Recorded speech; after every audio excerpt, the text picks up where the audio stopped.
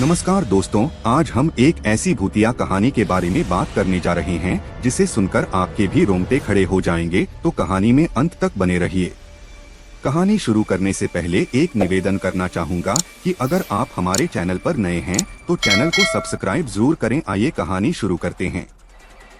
रात के अंधेरे में चांदनी अपनी मध्यम रोशनी बिखेर रही थी। सर्दियों की यह रात और भी डरावनी लग रही थी क्योंकि हवाओं में अजीब सी सिहरन थी। छोटे से गांव के किनारे एक पुरानी हवेली खड़ी थी जिसे खूनी हवेली के नाम से जाना जाता था। कहा जाता था कि वहां जाने वाला कभी लौटकर नहीं आता। सुमित एक निडर युवक इन कहानियों पर यकीन नहीं करता था। उसने अपने दोस्तों के साथ एक शर्त लगाई कि वह उस हवेली में जाकर रात बिताएगा। दोस्तों ने डराने की कोशिश की लेकिन सुमित को कोई फर्क नहीं पड़ा। अगले दिन चिराग, टॉर्च और कुछ खाने पीने का सामान लेकर वह हवेली की ओर चल पड़ा।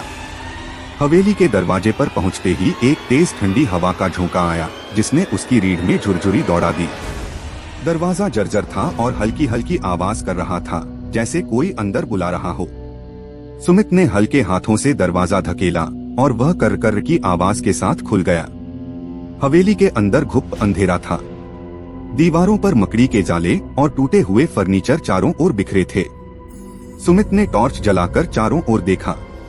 कमरों में ऐसा लग रहा था जैसे कोई अभी भी वहां रहता हो। एक कमरे में पुराने समय के कपड़े, जूतियां और बर्तन पड़े थे। अचानक उसे लगा कि किसी ने उसके पीछे से नाम पुकारा, सुमित। सुमित ने तुरंत मुड़कर देखा लेकिन वहां कोई नहीं था। वह सोचने लगा कि शायद यह उसका भ्रम था। वह खुद को साहसी साबित करने के लिए एक बड़े हॉल में गया और वहां अपनी चिराग जला दी। अचानक चिराग की लौ कांपने लगी और बुझ गई। टॉर्च की रोशनी भी अजीब तरह से झपकने लगी।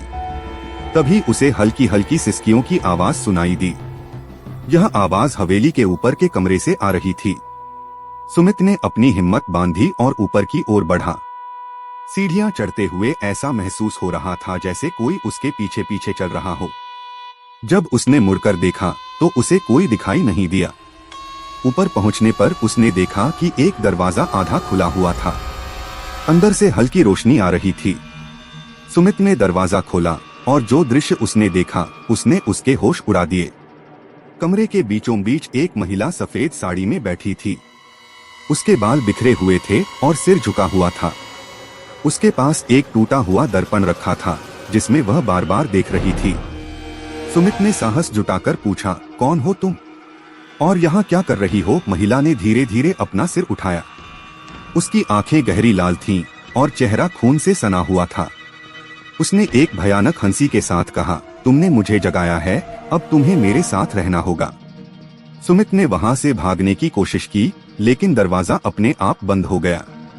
पूरा कमरा अचानक हिलने लगा।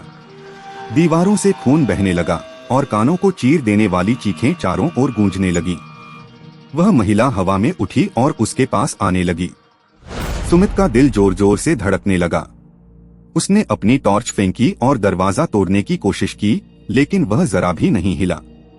तभी महिला उसके सामने आकर खड़ी हो गई।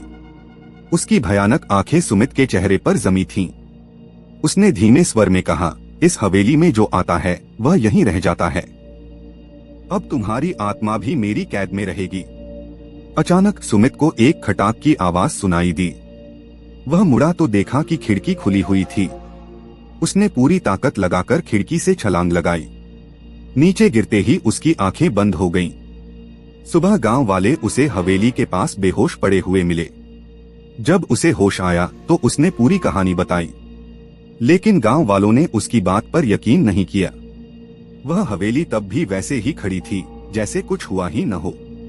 सुमित ने गांव छोड़ दिया लेकिन उसके दोस्तों ने बताया कि उसके बाद से वह अक्सर अजीब अजीब बातें करता था। उसकी आंखों में हमेशा डर और खोई हुई आत्माओं का साया दिखता था। कुछ महीने बाद सुमित गायब हो गया। लोग कहते हैं कि अब उसकी चीखें भी उसी हवेली से सुनाई देती हैं।